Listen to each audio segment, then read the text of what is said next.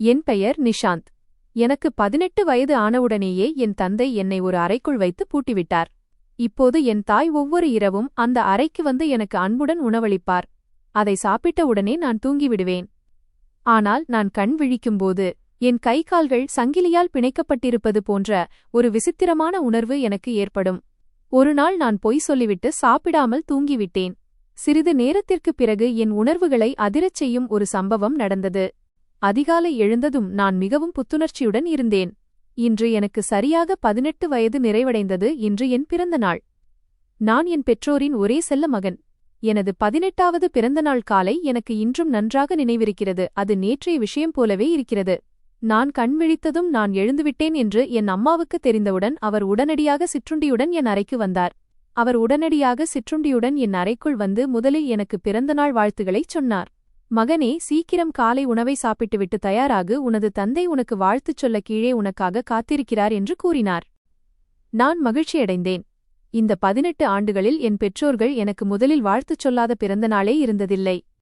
நான் தயாராகி கீழே சென்றதும் வீட்டில் ஒரு விசித்திரமான பரபரப்பும் மகிழ்ச்சியான சூழலும் இருப்பதைக் கண்டேன். சிறுவயதிலிருந்தே என் பெற்றோரின் இவ்வளவு அன்பைப் பெற்ற நான் உலகின் அதிர்ஷ்டசாலி மகன் என்று உணர்ந்தேன். ஒருவேளை வேறு எந்த மகனுக்கும் இவ்வளவு அன்பு கிடைத்திருக்காது. என் பெற்றோர்கள் இந்த உலகிலேயே என்னை மட்டும்தான் அதிகம் நேசிக்கிறார்கள் என்று நான் சொல்லவில்லை. மாறாக ஒவ்வொருவருக்கும் என் பெற்றோரைப் போன்ற பெற்றோர்கள் கிடைக்க வேண்டும் என்று நான் பிரார்த்திக்கிறேன். என் தந்தைக்கும் மேலாக நான் நேசித்த என் சித்தப்பா அதிகாலையிலேயே நான் கீழே வருவதற்காக காத்திருந்தார். அவர் என்னை கட்டிப்பிடித்து முதலில் பிறந்தநாள் வாழ்த்துச் சொன்னார். ஒவ்வொரு முறையும் போலவே அவர் என்னருகில் வந்து என்னை கட்டிப்பிடித்துக் கொண்டு, என் அன்பு மகனுக்கு அவனது வாழ்வின் மிக அழகான பிறந்தநாள் நல்வாழ்த்துகள் என்றார்.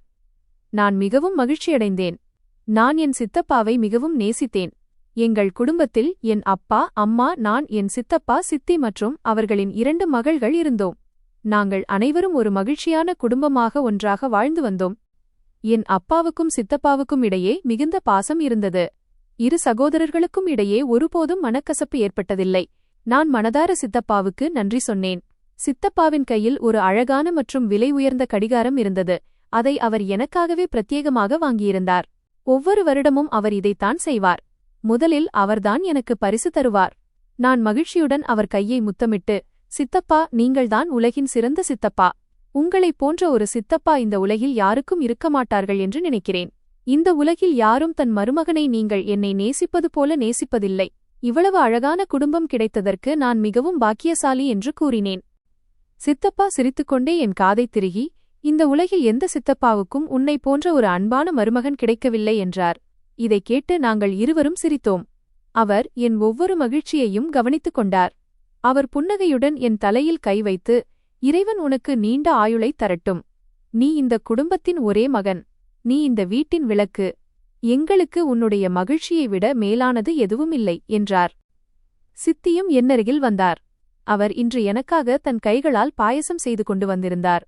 அம்மா செய்த காலை உணவை நான் ஏற்கனவே அறையில் சாப்பிட்டு விட்டேன். அதனால் என் வயிறு நிறைந்திருந்தது. ஆனால் அவர் மகிழ்ச்சிக்காக அந்த பாயசத்தை கொஞ்சம் ருசி பார்த்தேன். அப்பாவும் என்னை கட்டிப்பிடித்து வாழ்த்தினார்.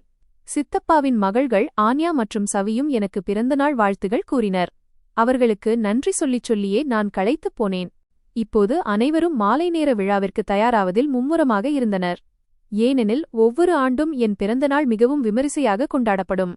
நகரத்தின் முக்கிய பிரமுகர்கள் அழைக்கப்பட்டிருந்தனர். வீடு முழுவதும் அலங்கரிக்கப்பட்டது. அம்மா வேலைக்காரர்களிடம் சொல்லி எனக்கு பிடித்த உணவுகளை சமைக்கச் சொன்னார். இன்று என் அப்பா கொஞ்சம் அமைதியாக இருப்பதை நான் கவனித்தேன். ஒவ்வொரு முறையும் அவர் எனக்கு ஏதேனும் ஒரு சிறப்பு பரிசை வழங்குவார். ஆனால் இன்று அவர் என்னை கட்டிப்பிடித்து வாழ்த்து மட்டுமே சொன்னார். அவர் எனக்கு பரிசு தரவில்லை என்று எனக்கு எந்த வருத்தமும் இல்லை. ஏனென்றால் என் வாழ்க்கையில் இருந்த இவ்வளவு வசதிகள், மகிழ்ச்சி, நிம்மதி அனைத்தும் என் தந்தையால்தான் கிடைத்தது. இவை அனைத்தையும் அவர்தான் எனக்கு கொடுத்தார். இன்று என் தந்தையின் முகத்தில் ஒரு விசித்திரமான பதற்றமும் சில கவலைக்கோடுகளும் தெரிவதைக் கண்டேன். அது என் புரிதலுக்கு அப்பாற்பட்டதாக இருந்தது.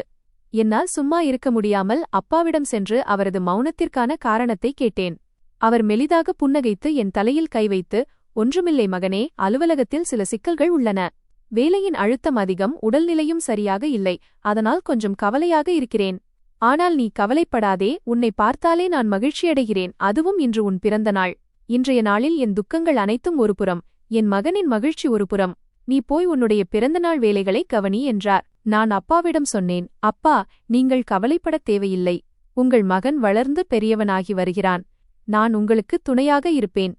என் பேச்சைக் கேட்டு அப்பா புன்னகைத்தார். சரி, போய் தயாராகு. இன்னும் சிறிது நேரத்தில் விருந்தினர்கள் வரத் தொடங்குவார்கள். ஒவ்வொரு ஆண்டும் உன் பிறந்தநாளுக்கு வீட்டில் எவ்வளவு பெரிய விழா நடக்கும் என்பது உனக்குத் தெரியும்தானே? இன்று நீ 18 வயதை நிறைவு செய்திருப்பதால் குறிப்பாக இன்னும் அதிகமான விருந்தினர்கள் வருகிறார்கள் என்று கூறினார். மாலை நேரம் வந்ததும் வீடு மிகவும் அழகாக அலங்கரிக்கப்பட்டிருந்தது. நகரத்தின் பெரிய தொழிலதிபர்கள், உறவினர்கள், அக்கம்பக்கத்தினர் மற்றும் நண்பர்கள் என அனைவரும் அழைக்கப்பட்டிருந்தனர். நான் எனது ஆடைகளை அணிந்து மிகவும் மகிழ்ச்சியாக இருந்தேன். என் பிறந்தநாள் அன்று நான் என்னை மிகவும் விசேஷமானவனாக உணர்வேன். நான் தயாராகி எல்லா பக்கங்களிலிருந்தும் வந்த வாழ்த்துகளையும் ஆசிகளையும் பெற்றுக்கொண்டிருந்தேன். ஆனால் திடீரென்று அப்பாவும் சித்தப்பாவும் வீட்டின் ஒரு மூலையில் நின்று கொண்டிருப்பதை நான் பார்த்தேன். அவர்கள் இருவரும் மிகவும் தீவிரமாகவும் கடினமான வார்த்தைகளிலும் ஏதோ பேசிக் கொண்டிருந்தார்கள். முதலில் அவர்கள் நீண்ட நேரம் மெதுவாக பேசிக் கொண்டிருந்தனர். ஆனால் பிறகு அவர்களின் குரல் உயர்ந்து கொண்டே போனது. அந்த சாதாரண உரையாடல் ஒரு பெரிய விவாதமாக மாறியது. சித்தப்பா அப்பாவிடம் சொல்லிக் கொண்டிருந்த சில வார்த்தைகளை நான் கேட்டேன். சுனில் அண்ணா, நீங்கள் சுயநினைவோடுதான் இருக்கிறீர்களா? நீங்கள் என்ன பேசுகிறீர்கள்? உங்களால் இந்த முடிவை எடுக்க முடியாது. உங்களின் இந்த முடிவில் எனக்கு உடன்பாடில்லை. நான் இப்படி நடக்க விடமாட்டேன். நிஷாந்த் எனக்கு என் சொந்த மகனைப் போன்றவன். அவனை நான் என் மகனாகவே கருதுகிறேன். என் சொந்த மகள்களை விட அதிகமாக அவனை நேசிக்கிறேன். சித்தப்பாவின் பேச்சைக் கேட்டதும் என் அப்பாவின் முகம் கோபத்தால் சிவந்தது. அவர் சித்தப்பாவின் பேச்சைத் தடுத்து கோபமான வார்த்தைகளில் சொன்னார், ஃபார் அஜய், நிஷாந்த் என் ஒரே மகன். அவனுக்கு எது நல்லது எது கெட்டது என்பது எனக்கு நன்றாகத் தெரியும். அவனைப் பற்றிய எல்லா முடிவுகளையும் எடுக்கும் உரிமை எனக்கு உண்டு. நீ இந்த விஷயத்திலிருந்து விலகியே இரு. அவன் என் மகன். நான் அவனுடன் என்ன செய்தாலும் சரி, என் முடிவுகளில் தலையிட உனக்கு எந்த உரிமையும் இல்லை. இப்படியே மெதுவாக இருவருக்கும் இடையிலான வாக்குவாதம் அதிகரித்துக் கொண்டே போனது. நான் ஆச்சரியத்துடனும் பயத்துடனும் அவர்கள் இருவரையும் கவனித்துக் கொண்டிருந்தேன். இதற்கு முன்பு ஒருபோதும் என் அப்பாவும் சித்தப்பாவும் இப்படி பேசிக்கொண்டதில்லை. இன்று இருவரின் முகத்திலும் கோபம் அப்பட்டமாக தெரிந்தது. உண்மையில் இதுபோல் எப்போதும் நடந்ததில்லை.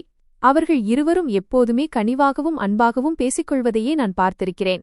அவர்கள் பேசும்போது முகத்தில் எப்பொழுதும் புன்னகை இருக்கும். இன்று என் பிறந்த நாளில் திடீரென்று என்ன புயல் வீசியது என்றும், இரு சகோதரர்களுக்குள் இவ்வளவு பெரிய வாக்குவாதம் வர என்ன காரணம் என்றும் எனக்கு புரியவே இல்லை. அப்பா வேகமாக என்னிடம் வந்தார். அவர் என் கையை எவ்வளவு பலமாக பிடித்தாரென்றால் எனக்கு கடும் வலி ஏற்பட்டது. நான் அவரிடம் ஏதோ சொல்ல முயன்றபோது விருந்தினர்கள் மற்றும் குடும்பத்தினர் அனைவர் முன்னிலையிலும் என்னை இழுத்துச் செல்லத் தொடங்கினார். வீட்டின் பின் பகுதிக்கு என்னை இழுத்துக் கொண்டு போனார். நான் மீண்டும் மீண்டும் அப்பாவிடம், அப்பா என்ன ஆச்சு என்று கேட்டுக்கொண்டிருந்தேன். ஆனால் அவர் என் கையை வலுவாக பிடித்துக்கொண்டு நடந்து கொண்டே இருந்தார். பழைய பொருட்கள் வைக்கும் ஸ்டோர் ரூமை நோக்கி என்னை அழைத்துச் சென்றார். அந்த அறை பெரும்பாலும் பூட்டியே இருக்கும். நான் அப்பாவிடம் திரும்பத் திரும்ப என்ன ஆச்சு, என்ன விஷயம், என்னை எங்கே அழைத்துச் செல்கிறீர்கள் என்று கேட்டேன்.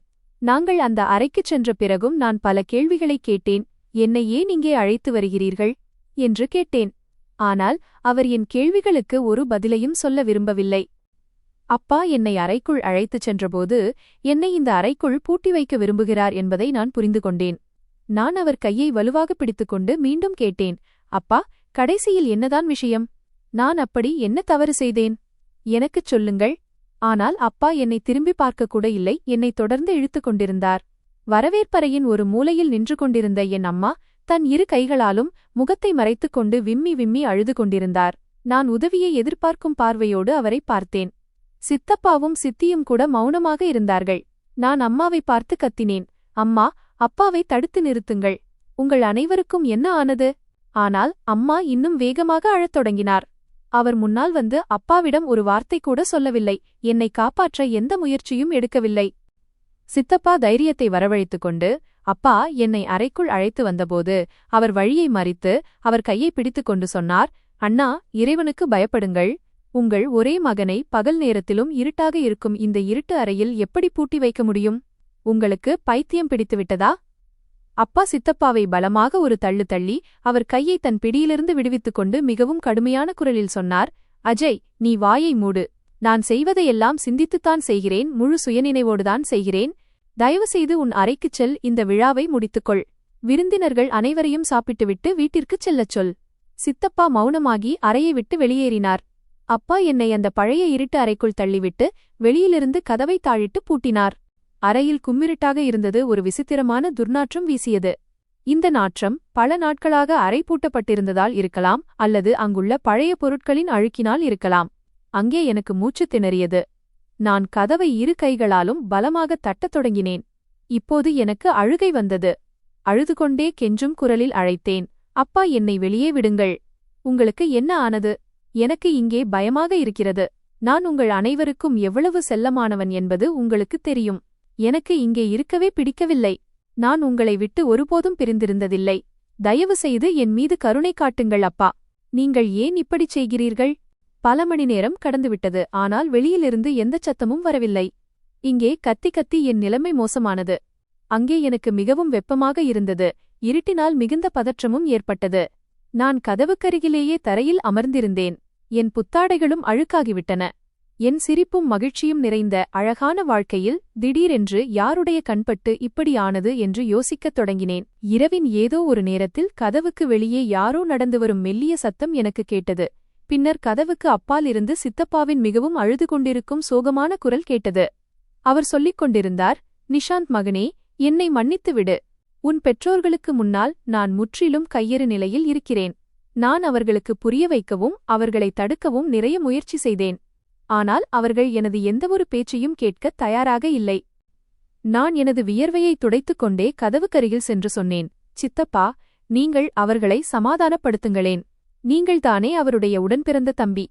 உங்கள் மருமகன் ஒருபோதும் இப்படிப்பட்ட அடைக்கப்பட்ட மூச்சுத் திணற வைக்கும் அறையில் இருந்ததில்லை என்பது உங்களுக்கு தெரியும்தானே? இங்கே என் நிலைமை மிகவும் மோசமாக இருக்கிறது. கடைசியில் அப்பாவுக்கு என்னதான் ஆகிவிட்டது? எனக்கு இவ்வளவு பெரிய தண்டனை கொடுக்கப்படுவதற்கு என்னிடமிருந்து என்ன தவறு நடந்தது என்று தெரியவில்லை. நான் இந்த இருட்டிலேயே இறந்துவிடுவேன். சித்தப்பா ஒரு நீண்ட பெருமூச்சு விட்டு மிகுந்த வருத்தத்துடன் சொன்னார், மகனே, எனக்கே ஒன்றும் புரியவில்லை.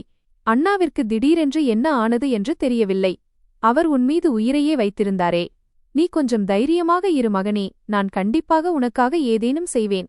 உன்னை இந்த சிறை போன்ற தனிமையில் விடமாட்டேன். இந்த விஷயம் நடந்து பல மணி நேரம் கடந்துவிட்டது. இப்போது நள்ளிரவு நேரம் வந்துவிட்டது. பசி, தாகம் மற்றும் அழுத காரணத்தால் நான் முற்றிலும் சோர்ந்து போய் தரையில் படுத்துவிட்டேன். திடீரென்று கதவின் வெளிப்பக்க பூட்டு திறக்கும் சத்தம் கேட்டது. என் அம்மாவின் கையில் மொபைல் இருந்தது. அதன் டார்ச் விளக்கு எரிந்து கொண்டிருந்தது. மற்றொரு கையில் உணவுத்தட்டு இருந்தது. அவர் உள்ளே நுழைந்தார். தொடர்ந்து அழுததால் அவர் கண்கள் சிவந்திருந்ததை நான் பார்த்தேன். அவர் முகம் முற்றிலும் வெளுத்துப் போயிருந்தது. உடலில் இரத்தமே இல்லாதது போல் அவர் முகம் காணப்பட்டது. நான் கோபத்துடனும் வெறுப்புடனும் என் முகத்தை திருப்பிக் கொண்டு சொன்னேன், நீங்கள் ஏன் இங்கே வந்தீர்கள்? நீங்களும் அப்பாவைப் போலவே அகங்காரம் பிடித்தவளாகவும் கொடூரமானவளாகவும் மாறிவிட்டீர்கள். அவருடைய அநீதியிலிருந்து நீங்கள் என்னை ஏன் காப்பாற்றவில்லை?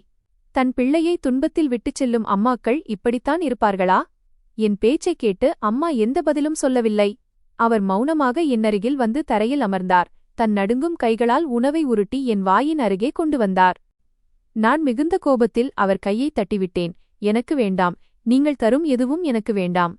நான் இப்படியே பசியிலும் தாகத்திலும் துடிதுடித்து இறந்து போகிறேன். அப்போதுதான் உங்கள் தொல்லை தீரும் என்று சொன்னேன்.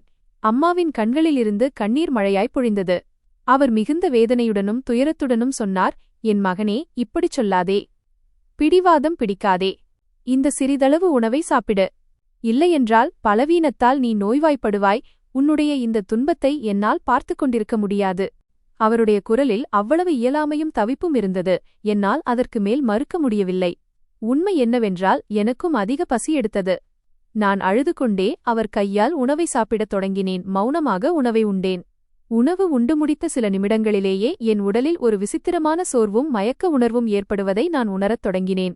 என் தலை கனக்கத் தொடங்கியது. என் கண்கள் தானாகவே சொருகி மூடத் தொடங்கின. யாரோ என் மூளையின் மீது ஒரு கனமான திரையை போட்டது போல இருந்தது. நான் குளறிய குரலில் அம்மாவிடம் சொன்னேன், அம்மா, எனக்கு தூக்கமாய் வருகிறது. என்னால் கண்களை திறக்கவே முடியவில்லை. அம்மா தன் கண்ணீரை துடைத்துவிட்டு மென்மையாக என் தலையை தன் மடியில் வைத்து வருடிக் கொடுத்தபடி சொன்னார், தூங்கு என் மகனே, ஓய்விடு. உனக்கு தூக்கம் தேவை. அதற்குப் பிறகு நான் எப்போது ஆழ்ந்த உறக்கத்திற்குள் சென்றேன், எப்போது அம்மா என்னை அந்த மூச்சு திணற வைக்கும் இருட்டு அறையில் விட்டுச் சென்றார், எப்போது கதவு மீண்டும் பூட்டப்பட்டது என்பது பற்றிய உணர்வே எனக்கு இல்லை. என்னுடைய அந்த உறக்கம் ஒரு சாதாரண மனிதனின் இயல்பான உறக்கத்தைப் போன்றது அல்ல. மாறாக அது ஒரு மயக்க நிலை போன்றது. அதில் மனிதனுக்கு தன் சுற்றியுள்ள சூழலைப் பற்றிய எந்த உணர்வும் இருக்காது. என் மனம் கடந்த கால நினைவுகளில் அலைபாயத் தொடங்கியது. நேற்று வரை எனதாக இருந்த அந்த சிரிப்பும் மகிழ்ச்சியும் நிறைந்த வாழ்க்கை எனக்கு நினைவுக்கு வந்தது. நான் என் பெற்றோரின் ஒரே செல்ல மகன்.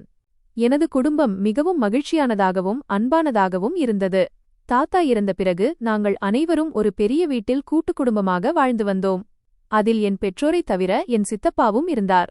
சித்தப்பாவிற்கு ஒரு மகள் 14 வயதிலும் மற்றொரு மகள் 17 வயதிலும் இருந்தனர். சித்தப்பாவிற்கு மகன் இல்லை.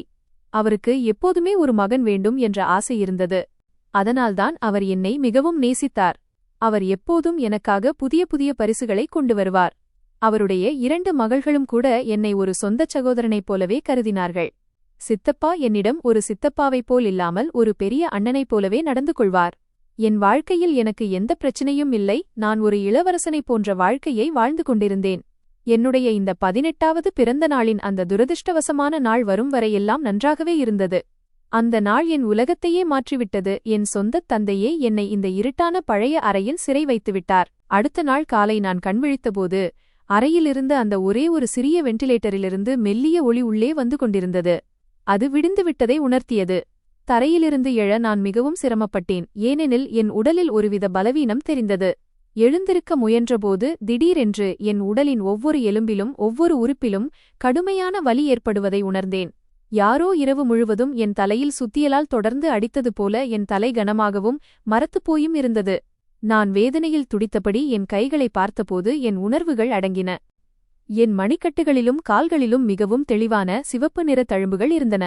இரவு முழுவதும் யாரோ என்னை மிகவும் தடிமனான சொரசொரப்பான கயிறுகளாலோ அல்லது இரும்புச் சங்கிலிகளாலோ பலமாக பிணைத்து வைத்திருந்தது போல அவை தெரிந்தன. நான் மிகவும் பயந்துவிட்டேன்.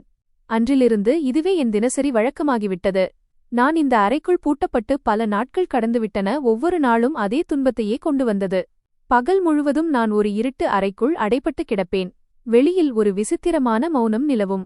மதிய நேரங்களில் பெரும்பாலும் சித்தப்பா கதவுக்கு வெளியே வந்து நின்று அழுதுகொண்டே என்னிடம் பேசுவார். என் அப்பாவிற்கு புரிய வைக்க முயன்றுதான் சோர்ந்துவிட்டதாக அவர் கூறுவார். ஆனால் அப்பா கேட்பதாக இல்லை என்பார். பிறகு ஒவ்வொரு இரவும் அம்மா வருவார். தன் கைகளால் எனக்கு உணவளிப்பார். அதன் பிறகு நான் அதேபோல் ஆழ்ந்த மற்றும் நிம்மதியான உறக்கத்திற்கு சென்று விடுவேன். காலையில் எழுந்தால் அதே உடல்வலி மற்றும் மணிக்கட்டுகளில் பிணைக்கப்பட்டிருந்த அதே சிவப்பு தழும்புகள் இருக்கும். நாட்கள் செல்லச் செல்ல என் இதயத்தில் பயம் அதிகரித்தது. இந்த மூடிய அறைக்குள் இரவு நேரத்தில் என்னுடன் அப்படி என்னதான் நடக்கிறது? அதனால் ஏன் என் உடலில் இவ்வளவு ஆழமான மற்றும் வேதனையான தழும்புகள் ஏற்படுகின்றன? உண்மையில் இந்த பழைய மற்றும் துரதிர்ஷ்டவசமான அறையில் ஏதேனும் பேய், பிசாசு அல்லது ஆவி இருக்கிறதா? அது இரவு நேரங்களில் என்னை தாக்குகிறதா? அல்லது தூக்க நிலையில் நானே எனக்கு தீங்கு விளைவிக்கத் தொடங்கிவிட்டேனா? பகல் நேரங்களில் நான் அறையின் வெண்டிலேட்டர் அருகே சென்று நிற்கும்போது வெளியிலிருந்து வரும் மெல்லிய சத்தங்கள் எனக்கு கேட்கும். ஒருநாள் வெண்டிலேட்டர் அருகே நின்றபோது சித்தப்பாவின் குரலை கேட்டேன். அவர் போனில் ஏதோ ஒரு பழைய உறவினரிடம் பேசிக் கொண்டிருந்தார். அவர் மிகுந்த வருத்தத்துடன், நிஷாந்தின் மனநிலை நாளுக்கு நாள் மோசமாகிக் கொண்டே போகிறது. அவன் மிகவும் விசித்திரமான செயல்களை செய்யத் தொடங்கிவிட்டான். அதனால்தான் அவன் யாருக்கும் தீங்கு விளைவித்துவிடக்கூடாது என்பதற்காக அண்ணா அவனை அந்த அறைக்குள் பூட்டி வைத்துள்ளார் என்று கூறிக்கொண்டிருந்தார். சித்தப்பாவின் பேச்சைக் கேட்டதும் என் காலடியில் பூமி நழுவுவது போல இருந்தது. சித்தப்பா சொன்னது உண்மையா? நான் உள்ளுக்குள் பைத்தியமாகிக் கொண்டிருக்கிறேனா? ஆனால் என் மனம் அதை ஏற்க தயாராக இல்லை. ஏனெனில் அந்த இருட்டு நேரங்களில் ஏற்படும் விசித்திரமான உறக்கத்தைத் தவிர என் மூளை மற்றும் சிந்தனை முற்றிலும் தெளிவாகவே இருந்தது. பல வாரங்களாக தொடர்ந்த இந்த சிறைவாசம், இரவு நேர மயக்கம் மற்றும் உடலில் ஏற்படும் தழும்புகள் என்னை ஒரு விபரீதமான முடிவை எடுக்கத் தூண்டின. இன்று என்ன நடந்தாலும் சரி, நான் விழித்திருந்து என் கண்ணால் இந்த அடர்ந்த இருட்டில் என்ன நடக்கிறது, என்னுடன் இந்த விளையாட்டை விளையாடுவது யார் என்று பார்க்க வேண்டும் என்று உறுதியான முடிவை எடுத்தேன். இரவு நேரத்தில் அம்மா வழக்கம் போல் உணவோடு வந்தபோது நான் என் திட்டத்தில் கவனம் செலுத்தத் தொடங்கினேன். அவர்களை பேச்சில் திசை திருப்ப முயன்றேன். நான் அழுது கொண்டே அவர் கையை பிடித்து அப்பாவித்தனமாக பழைய விஷயங்களை பேசினேன். என் பேச்சைக் கேட்டு அம்மா உணர்ச்சிவசப்பட்டு என்னை கட்டிப்பிடித்து பலமாக அழத் தொடங்கினார். அந்த நேரத்தில் அவர் கவனம் என் மீது இல்லாதபோது அவர் தன் கைகளால் கொடுத்த உணவின் ஒரு பகுதியை விழுங்குவதற்கு பதிலாக மிகச் சாமர்த்தியமாக என் படுக்கையின் தலையணைக்கு அடியில் மறைத்து வைத்தேன். அம்மா சென்ற பிறகு நான் அந்த உணவை அங்கேயே மறைத்து வைத்துவிட்டு படுக்கையில் தூங்குவது போல் நடித்தேன். அறையில் மூச்சு திணறல் ஏற்பட்டது. இருட்டாக இருந்தது. நான் என் மூச்சை அடக்கி விழித்திருந்தேன். நேரம் கடந்து கொண்டிருந்தது. திடீரென்று கதவுக்கு வெளியே தாழ்பாள் திறக்கும் மெல்லிய சத்தம் கேட்டது. யாரோ பூனை பாதங்கள் வைப்பது போல மெதுவாக என் படுக்கை அருகே வந்து நின்றார்கள். அந்த நபரின் காலடிச் சத்தம் சரியாக எனக்கு அருகில் வந்து நின்றது. யாரோ என் மீது குனிவதை நான் உணர்ந்தேன். நான் தைரியத்தை வரவழைத்து என் இமைகளுக்கு இடையே ஒரு சிறிய இடைவெளி விட்டு பார்த்தேன். வெண்டிலேட்டரிலிருந்து வரும் நிலவொளியின் மெல்லிய கீற்று அந்த மனிதரின் முகத்தில் விழுந்தது.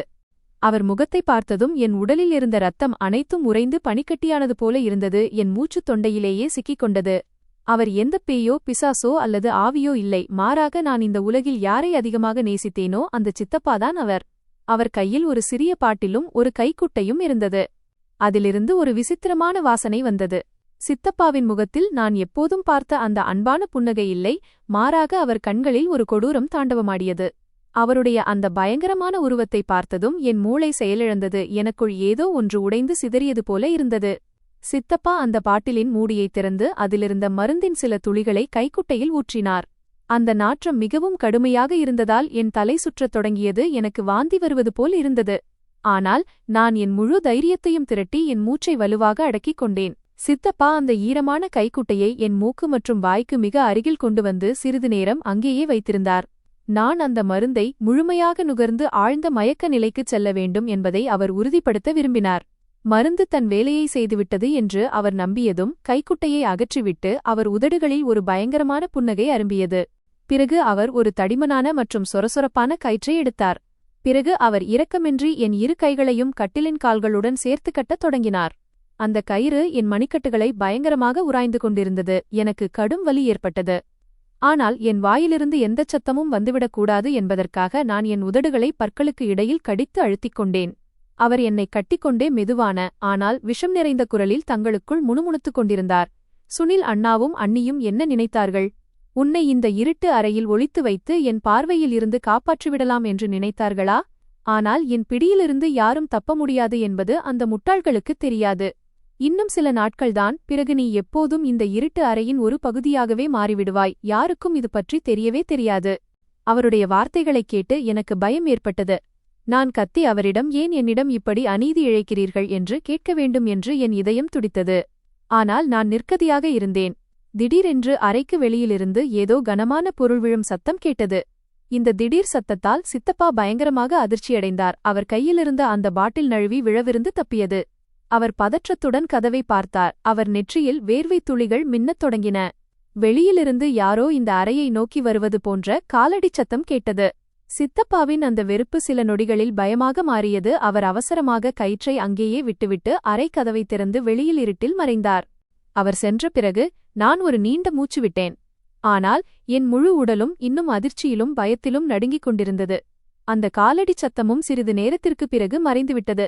ஆனால் இவையெல்லாம் என் மனதில் பல குழப்பங்களை உண்டாக்கின. இறுதியில் அந்தச் சத்தம் எதனால் ஏற்பட்டது? சித்தப்பா யாரைக் கண்டு இவ்வளவு பயந்து ஓடினார்? மீதமுள்ள இரவு முழுவதும் நான் இந்த குழப்பத்திலும் வேதனையிலும் விழித்திருந்தேன். என் கைகள் கட்டப்பட்டிருந்தன. மணிக்கட்டுகளில் கயிறு உராய்ந்ததால் கடும் எரிச்சல் ஏற்பட்டது. ஆனால் உடல் ரீதியான வலியை விட சித்தப்பாவின் உண்மையான முகத்தை பார்த்த பிறகு எனக்கு ஏற்பட்ட மன அதிர்ச்சிதான் என்னை வாட்டியது. இதற்கெல்லாம் என்ன காரணம் என்று நான் தொடர்ந்து சிந்தித்துக் கொண்டிருந்தேன்.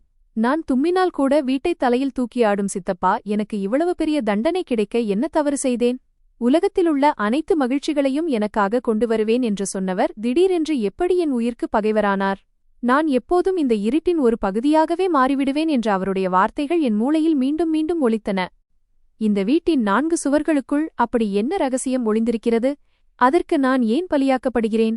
என் பெற்றோர்களும் இந்த அநீதியில் பங்காளிகளா என்று எனக்கு புரியவில்லை. ஏனெனில் இந்த இரவு என் வாழ்வின் மிக கடினமான மற்றும் பயங்கரமான இரவாகும். இது ஒவ்வொரு உறவின் மீதும் இருந்த நம்பிக்கையை தகர்த்தெறிந்தது. அடுத்த நாள் காலை வெண்டிலேட்டரிலிருந்து ஒளி உள்ளே வந்தபோது என் உடல் வலியால் துடித்தது. ஆனால் வெளியிலிருந்து வந்த ஒளியை விட என் மனம் மிகவும் தெளிவாகவும் விழிப்புடனும் இருந்தது. அம்மா எனக்கு கொடுக்கும் உணவும் அதை சாப்பிட்ட பிறகு ஏற்படும் மயக்கமும் உண்மையில் சித்தப்பா கொடுக்கும் மருந்தின் பக்கவிளைவுகளிலிருந்து என்னை காப்பாற்றுகிறது என்பதை நான் உணர்ந்தேன்.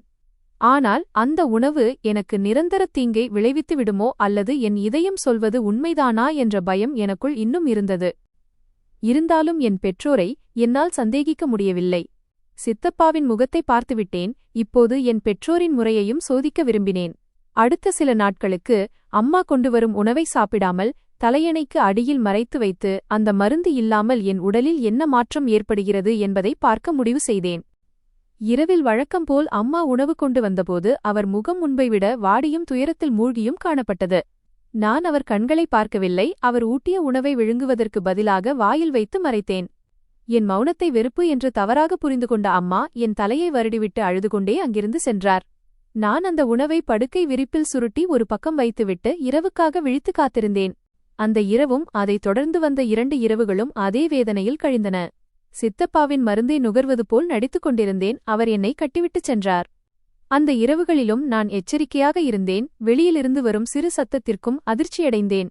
ஆனால் உணவு உட்கொள்ளாததாலும் மருந்தின் தாக்கமில்லாததாலும் என் உடல் ஆபத்தான முறையில் பலவீனமடையத் தொடங்கியது. 3ஆம் நாளில் எனக்கு மிகுந்த பதற்றமும் குமட்டலும் ஏற்பட்டது.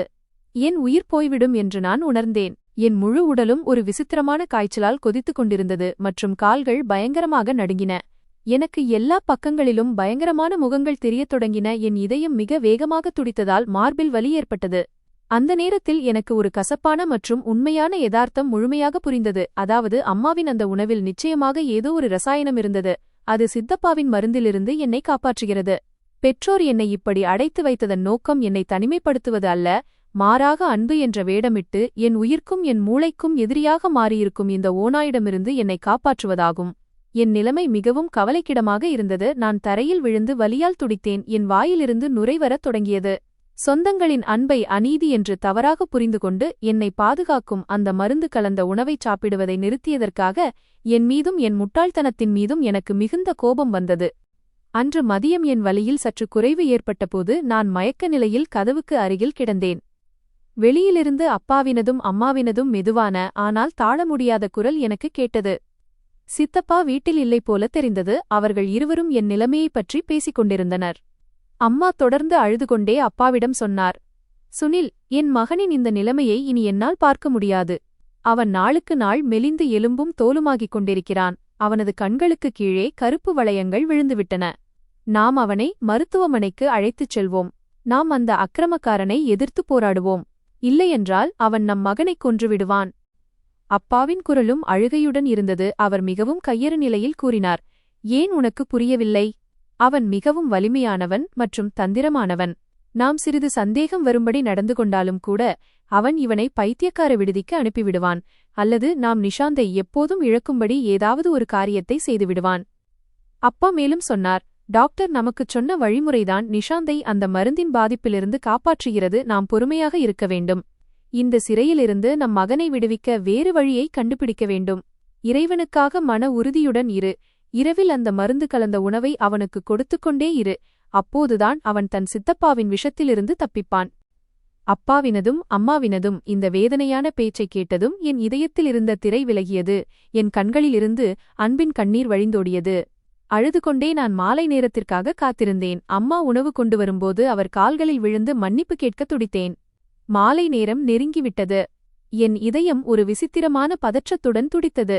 கதவின் கனமான பூட்டு திறக்கப்பட்டு அம்மா உணவுத் தட்டுடன் உள்ளே நுழைந்தவுடன் நான் வேகமாக முன்னேறிச் சென்று அவர் கால்களில் விழுந்து விம்மி விம்மி அழுதுகொண்டே மன்னிப்பு கேட்டேன். நான் அவருடைய 2 கைகளையும் என் முகத்தில் வைத்துக்கொண்டு, உங்கள் இவ்வளவு பெரிய தியாகத்தையும் மௌனமான அன்பையும் அநீதி என்று நினைத்துவிட்டேனே, நான் எவ்வளவு அறிவில்லாதவன் என்று அழுதுகொண்டே மன்னிப்பு கேட்டேன். அம்மாவின் கைகளும் பலமாக நடுங்கின. அவர் அழுதுகொண்டே என்னை கட்டிப்பிடித்தார். என் நெற்றியில் முத்தமிட்டு சொன்னார், என் மகனே, ஒரு தாய்க்குத் தன் பிள்ளை சிறைச்சாலை போன்ற அறையில் தனியாகத் தவிப்பதை பார்ப்பதை விட பெரிய துன்பம் வேறு எதுவும் இருக்க முடியாது. ஆனால் எங்களிடம் இதைத் தவிர வேறு வழியே இருக்கவில்லை. நான் அம்மாவிடம் கேட்டேன், அப்பாவும் நீங்களும் சித்தப்பாவின் இந்த அருவருப்பான சதியை தெரிந்து கொண்ட பிறகும் என்னை ஏன் தூரமான இடத்திற்கு அனுப்பிவிடவில்லை அல்லது ஏன் போலீஸை அழைக்கவில்லை? அம்மா ஒரு நீண்ட பெருமூச்சு விட்டு என் மெய்சிலிர்க்க வைக்கும் கசப்பான உண்மையை மெதுவான குரலில் கூறினார். அம்மா சொன்னார், ஒரு இரவு உன் அப்பா தண்ணீர் குடிப்பதற்காக எழுந்தபோது உன் சித்தப்பா ஏதோ ஒரு ரவுடியிடம் பேசிக் கொண்டிருப்பதை அவர் கேட்டார். உன் சித்தப்பா அவனிடம் சொல்லிக் கொண்டிருந்தான், சுனில் அண்ணா தன் மகனை அழைத்துக் கொண்டு இந்த ஊரை விட்டு வெளியேற முயன்றால் யாரும் உயிர் பிழைக்காதபடி அவர்களின் காரை ஒரு பயங்கரமான விபத்துக்குள்ளாக்கு. அப்போதுதான் சொத்துப் பிரச்சினை எப்போதும் போல முடிவுக்கு வரும். அம்மா மேலும் சொன்னார், உன் சித்தப்பாவிற்கு நகரத்தின் மிகப்பெரிய மற்றும் ஆபத்தான ரவுடிகளுடன் தொடர்பு இருக்கிறது. அவர் மிகவும் சக்தி வாய்ந்தவர். போலீஸ் அவர் கைக்குள் இருக்கிறது. எனவே நாம் பகிரங்கமாக அவரை எதிர்த்தால் அவர் எங்களையும் உன்னையும் கொன்றுவிடுவார். உன் அப்பா வேண்டுமென்றே உன்னை இந்த ஸ்டோர் ரூமில் அடைத்து வைப்பது போன்ற நாடகத்தை உருவாக்கினார். அப்போதுதான் நீ உண்மையில் எங்கள் பார்வையிலும் பைத்தியமாகிவிட்டாய் என்று உன் சித்தப்பா நினைப்பார். வெற்றியின் மகிழ்ச்சியில் அவர் கவனக்குறைவாக இருப்பார். அம்மாவின் பேச்சைக் கேட்டதும் என் மீது அப்பா வைத்திருக்கும் அன்பும் மரியாதையும் இன்னும் அதிகரித்தது. எனக்காக அவர் ஒரு பெரிய மற்றும் பயங்கரமான போரை மௌனமாக நடத்தி கொண்டிருந்தார். அவர் தன் கைகளால் எனக்கு உணவளித்தார். மேலும் சொன்னார், உன் அப்பா நகரத்தின் ஒரு பழைய மற்றும் நேர்மையான மருத்துவரிடம் உண்மையைச் சொல்லி அவரிடமிருந்து அந்த ரசாயனத்தைப் பெற்றார். அதைத்தான் நான் தினமும் உணவில் கலந்து உனக்கு கொடுத்தேன். அப்போதுதான் உன் சித்தப்பாவின் விஷம் நிறைந்த மருந்து உன் மூளையை பாதிக்காது.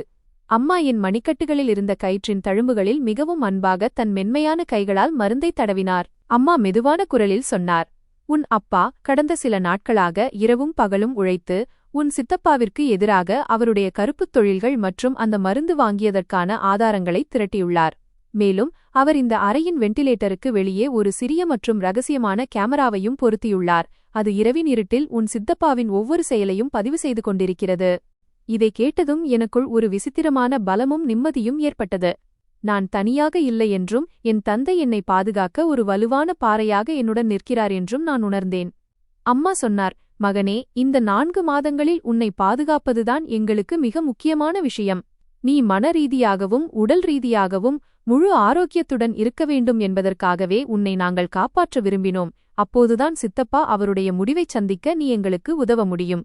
அன்று இரவு சித்தப்பா அதே எண்ணத்துடன் எனக்கு மருந்து முகரச் செய்யவும் என்னை கட்டவும் வந்தபோது எனக்குள் சிறிதும் பயமில்லை. மாறாக நான் மிகச் சாமர்த்தியமாக மயக்கமடைவது போல் நடித்தேன். அவருடைய ஒவ்வொரு அக்கிரமமும் கேமராவில் பதிவாகிக் கொண்டிருக்கிறது என்பதை நினைத்து என் மனதிற்குள் அவருடைய முட்டாள்தனத்தை பார்த்து சிரித்துக் கொண்டேன். ஆனால் இன்னும் சில நாட்கள் இதே குழப்பத்திலும் மௌனமான புயலிலும் கழிந்தன. இப்போது வீட்டிற்குள் இருக்கும் சூழல் நாளுக்கு நாள் மூச்சுத் திணற வைப்பதாக மாறியது. ஏனெனில் சித்தப்பாவின் அமைதியின்மையும் பதற்றமும் இப்போது அவர் முகத்திலும் செயல்களிலும் தெளிவாகத் தெரியத் தொடங்கியது. தான் கொடுத்த இவ்வளவு வீரியமான மருந்து இன்னும் என் மீது ஏன் முழுமையாகச் செயல்படவில்லை என்பதும், நான் ஏன் இன்னும் என் மனநிலையை இழந்து பைத்தியமாகவில்லை என்பதும் அவரை உள்ளுக்குள் அரித்துக் கொண்டிருந்தது. அவர் ஒவ்வொரு நாளும் ஏதோ ஒரு காரணத்தைச் சொல்லி அப்பாவுடன் சண்டையிட்டார். வீட்டின் நிம்மதியை கெடுக்க முயன்றார். அப்போதுதான் என் பெற்றோர் இந்த அழுத்தத்திற்கு ஆளாகி தோல்வியைத் தழுவி என்னை பைத்தியக்கார விடுதிக்கு மாற்றுவார்கள் என்று அவர் நினைத்தார். சித்தப்பா அடிக்கடி கதவுக்கு வெளியே வந்து உரத்த குரலில் சொன்னார், நிஷாந்தின் நிலைமை இப்போது கட்டுப்பாட்டை மீறிவிட்டது. அவனை விரைவில் ஏதேனும் ஒரு பெரிய பைத்தியக்கார விடுதியில் சேர்ப்பது மிகவும் அவசியம். இல்லையென்றால் அவன் யாருடைய உயிரையாவது எடுத்துவிடுவான். இந்த துரதிர்ஷ்டம் முழு வீட்டையும் அழித்துவிடும் என்றார். அப்பா அவருடைய ஒவ்வொரு பேச்சையும் மிகுந்த பொறுமையுடனும் ஆழ்ந்த மௌனத்துடனும் சகித்துக் கொண்டார். மேலும், என் மகன் எங்கிருந்தாலும் நலமாக இருக்கிறான். அவனுடைய சிகிச்சையைப் பற்றி எனக்கு யாருடைய ஆலோசனையும் தேவையில்லை என்று மட்டும் சொன்னார். அப்பாவின் இந்த தெளிவான மற்றும் உறுதியான நிலைப்பாடு சித்தப்பாவை மேலும் கோபமடையச் செய்தது. அவர் ஏதோ ஒரு பயங்கரமான மற்றும் ஆபத்தான காரியத்தை செய்ய திட்டமிட்டார். தனது உழைப்பு அனைத்தும் வீணாகிப் போவதாக அவர் உணர்ந்தார். ஒருநாள் மதியம் வீட்டில் திடீரென அதிக சத்தம் கேட்டது. வெளியிலிருந்து பல அந்நியர்களின் காலடிச் சத்தம் கேட்டது. சித்தப்பா தன்னுடன் நகரத்தின் 2 பெரிய மனநல மருத்துவர்களை, சைக்கியாட்ரிஸ்ட்ஸ், வீட்டிற்கு அழைத்து வந்திருந்தார். அவர் எங்கள் உறவினர்கள் மற்றும் அக்கம் பக்கத்தினர் அனைவரையும் திரட்டியிருந்தார். அப்போதுதான் அவர்கள் முன்னிலையில் ஒரு பெரிய நாடகத்தை அரங்கேற்ற முடியும் என்று அவர் நினைத்தார். சித்தப்பா அனைவர் முன்னிலையிலும் போலி அனுதாபத்துடன் வருத்தப்படுவது போல் நடித்து அறிவித்தார், நிஷாந்தின் நிலைமை இப்போது இந்த நிலைக்கு வந்துவிட்டது. அவன் இந்த வீட்டில் இருப்பது நம் அனைவருடைய உயிர்க்கும் ஆபத்தானது. எனவே நான் மருத்துவர்களை வரவழைத்துள்ளேன். அவர்கள் நிஷாந்தை முறையாக பரிசோதித்து அவனை சட்டப்படி பைத்தியம் என்று நிரூபித்து அவனை மனநல மருத்துவமனையில் சேர்க்க வேண்டும் என்றார். அப்பா முதலில் இதற்கு தீவிரமாக மறுப்பு தெரிவித்தார். ஆனால் உறவினர்களும் அக்கம் பக்கத்தினரும் சித்தப்பாவின் பேச்சை ஏற்றுக்கொண்டு அப்பாவுக்கு அழுத்தம் கொடுத்தபோது அவர் வேறு வழியின்றி ஒரு ஆழ்ந்த மற்றும் அர்த்தமுள்ள புன்னகையுடன் அந்த மருத்துவர்களை என் அறைக்குள் செல்ல அனுமதித்தார். அவரும் அவர்களுடன் சென்றார். கதவு திறக்கப்பட்டு சித்தப்பாவும் அப்பாவும் அறைக்குள் நுழைந்தபோது சித்தப்பாவின் முகத்தில் ஒரு விஷம் போன்ற புன்னகை இருப்பதைக் கண்டேன். இத்தனை மாதச் சிறைவாசம், தனிமை மற்றும் அவர் கொடுத்த மருந்தின் தொடர்ச்சியான பாதிப்பால் என் நிலைமை இப்போது ஒரு காட்டு விலங்கைப் போல ஆகியிருக்கும் என்றும், மருத்துவர்களை பார்த்தவுடனேயே நான் கத்திக் கூச்சலிடத் தொடங்குவேன் என்றும் அவர் முழுமையாக நம்பியிருந்தார். ஆனால் அவர் என்னை பார்த்தபோது அவர் கால்கள் அப்படியே உறைந்து போயின. அவர் கண்கள் அதிர்ச்சியிலும் திகைப்பிலும் விரிந்தன. நான் மிகவும் சுத்தமான ஆடைகளை அணிந்திருந்தேன். மிகவும் நிம்மதியான நிலையில் படுக்கை விரிப்பை சரிசெய்து அதன் மீது அமர்ந்திருந்தேன். என் முகத்தில் பயத்தின் அறிகுறியே இல்லை. மருத்துவர்கள் ஒருவராக என்னிடம் பல விசித்திரமான மற்றும் தீவிரமான கேள்விகளை கேட்கத் தொடங்கினர். அப்போதுதான் அவர்கள் என் மனநிலை, என் நினைவாற்றல் மற்றும் என் சிந்திக்கும் திறன் ஆகியவற்றை துல்லியமாக மதிப்பிட முடியும் என்று நினைத்தனர். அவர்களின் ஒவ்வொரு கேள்விக்கும் நான் மிகுந்த புத்திசாலித்தனத்துடனும் விவேகத்துடனும் பதிலளித்தேன்.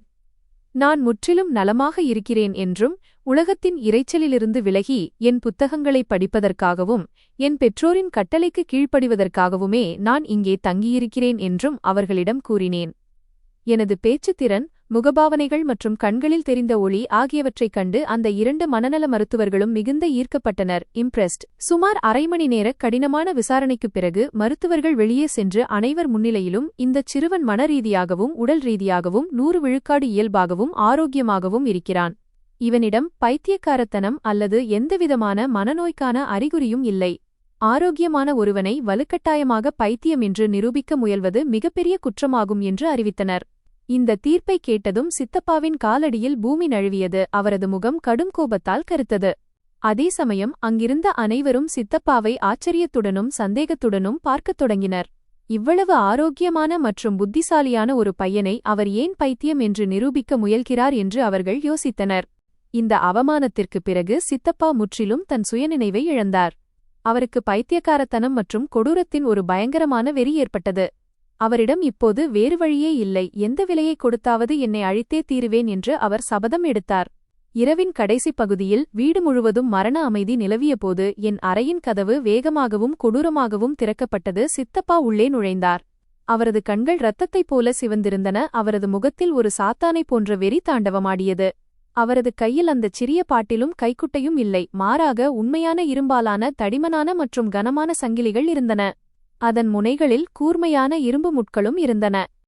இன்று இரவு அவர் என்னை மௌனமாக மயக்கமடைய செய்ய விரும்பவில்லை. மாறாக இந்த இரும்புச் சங்கிலிகளால் என்னை மிக கொடூரமாக கட்டி உடல் மற்றும் மனரீதியான சித்திரவதைக்கு ஆளாக்க அவர் விரும்பினார். அதன் மூலம் நான் வலியிலும் வேதனையிலும் உண்மையிலேயே என் மனநிலையை இழக்க வேண்டும் என்றும், காலையில் மக்கள் என்னை பார்க்கும்போது என் உடலிலிருந்து வழியும் இரத்தத்தையும் காயங்களையும் கூச்சலையும் பார்த்து அது என் பைத்தியக்காரத்தனம் என்று நம்பி என்னை பைத்தியக்கார விடுதிக்கு அனுப்ப வேண்டும் என்றும் அவர் திட்டமிட்டார். சித்தப்பா ஒரு வேட்டைக்காரனைப் போல என்னை நோக்கி வந்தார். அந்த பாரமான சங்கிலியை என் கால்களை நோக்கி வீசினார். அதன் குளிர்ச்சியிலும் பயங்கரமான எடையிலும் என் ஆன்மா வரை நடுங்கியது. என் தொண்டையிலிருந்து ஒரு மெல்லிய அலறல் சத்தம் வந்தது. நான் பயத்தில் பின்னால் சுவரை நோக்கி நகர முயன்றபோது அவர் மிக கொடூரமாகவும் இரக்கமின்றியும் என் தலைமுடியை தன் முஷ்டியில் பலமாக பிடித்துக்கொண்டார். அவர் உருமும் குரலில் சொன்னார், இன்று உன் கோழை தகப்பனால் கூட இந்தச் சங்கிலிகளிடமிருந்து உன்னை காப்பாற்ற முடியாது. நீ என் திட்டங்கள் அனைத்தையும் மண்ணோடு மண்ணாக்கிவிட்டாய். ஆனால் இன்று இரவு நீ உன் சுயநினைவை எப்போதும் போல இழந்து விடுவாய். காலைக்குள் உன் நிலைமை எப்படியிருக்கும் என்றால் நீயே மரணத்திற்காக பிச்சை கேட்பாய். நான் வலியால் பயங்கரமாக துடித்தேன். அவர் அந்தச் சங்கிலியை என் கைகளில் பலமாக சுற்றத் தொடங்கினார். என் உடல் வலியால் சிதைந்தது. என் எலும்புகள் உடைந்துவிடும் என்று நான் உணர்ந்தேன். ஆனால் அவர் அடுத்த தாக்குதலை தொடங்கும் முன் திடீரென்று என் அறையின் கதவு ஒரு பெரிய வெடிப்புச் சத்தத்துடன் திறக்கப்பட்டது. அப்பா தன்னுடன் அக்கம் பக்கத்தினரையும் அந்த பகுதியின் போலீஸ் இன்ஸ்பெக்டர் மற்றும் பல காவலர்களையும் அழைத்துக்கொண்டு புயலைப் போல உள்ளே நுழைந்தார். அப்பாவின் கண்களில் ஒரு தந்தையின் தன்மானம் தெரிந்தது. தன் மகனை காப்பாற்ற அவர் எந்த எல்லைக்கும் செல்லத் தயாராக இருந்தார். போலீசார் வேகமாக முன்னேறிச் சென்று சித்தப்பாவை பிடித்துக் கொண்டனர். அவர் கைகளிலிருந்த அந்த இரும்புச் சங்கிலிகளை பிடுங்கி தூர எறிந்தனர். இந்த திடீர் மற்றும் எதிர்பாராத மாற்றத்தால் சித்தப்பா நிலைகுலைந்து போனார். அவர் கத்தி கூச்சலிட்டு அனைவரையும் திசைதிருப்ப தோல்வியுற்ற முயற்சியை செய்தார். நான் இந்த பைத்தியக்கார பையனை கட்டுப்படுத்தத்தான் வந்தேன். இவன் தன்னைத்தானே கொல்ல முயன்றான். இந்தச் சங்கிலிகள் இவன் பாதுகாப்புக்காகத்தான் என்று பொய்யாக கூறினார். ஆனால் அப்பா கோபத்துடனும் இடி போன்ற குரலுடனும் அவரை மௌனமாக்கினார். தன்னிடம் இருந்த ஒரு பெரிய கோப்பையும் ஃபைல் ஒரு பென் டிரைவையும் பென் டிரைவ் போலீஸ் இன்ஸ்பெக்டரிடம் ஒப்படைத்தார். அங்கிருந்த அனைவர் முன்னிலையிலும் அப்பா பேசத் தொடங்கினார். கடந்த பல மாதங்களாக என் உடன் பிறந்த தம்பி, மகனைப் போன்றவன் என்று நான் நினைத்த இவன் சொத்து ஆசையில் கண்ணை மறைத்து என் அப்பாவி மகனுக்கு தவறான மருந்துகளை முகரச் செய்தான். அவனை பைத்தியமாக்க ஒரு அருவருப்பான சதியை செய்தான்.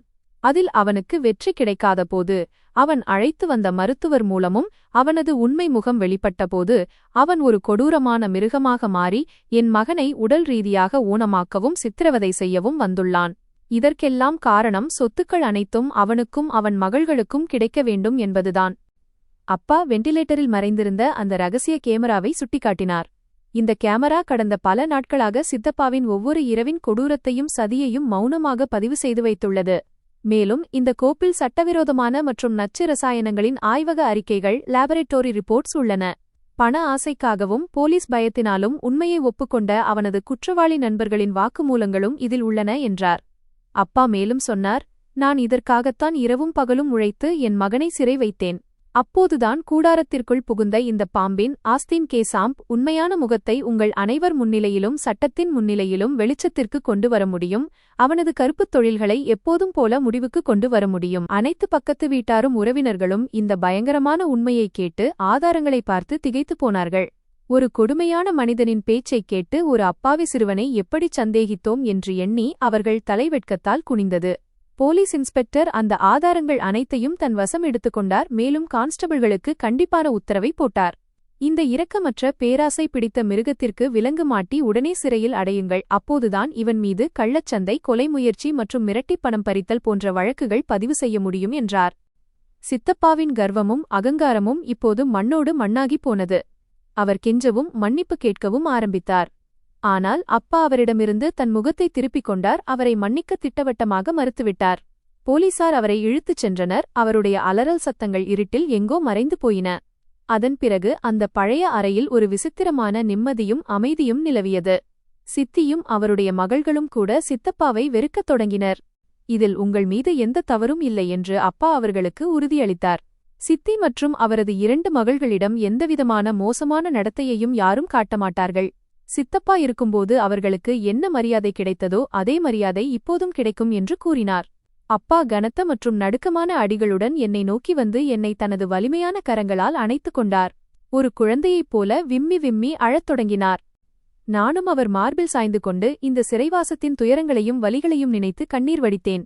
அம்மாவும் ஓடி உள்ளே வந்தார். நாங்கள் மூவரும் ஒருவரை ஒருவர் கட்டிப்பிடித்து அழுது கொண்டிருந்தோம். என் வலியை பார்த்து அழுது கொண்டிருந்த என் 2 சகோதரிகளை நான் பார்த்தேன்.